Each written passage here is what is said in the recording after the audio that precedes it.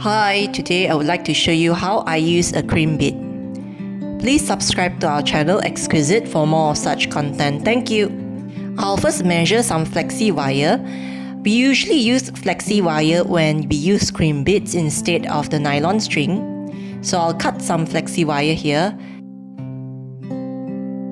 Next, I'll insert my crimp bead into the flexi wire and slide it until it reaches about 1 inch or 3 or 4 cm into the flexi wire.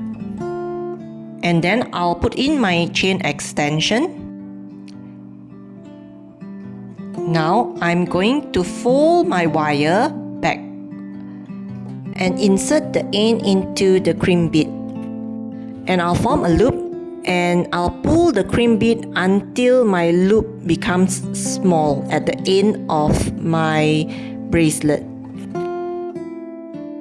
And now I'm going to use a chain nose plier to flatten this crimp. Be sure to apply adequate pressure. And there you go. Our crimp bead has been flattened and it will hold the wire in place. Thereby, we have started our bracelet. If this video has been useful for you, please do subscribe. Thank you for watching and bye!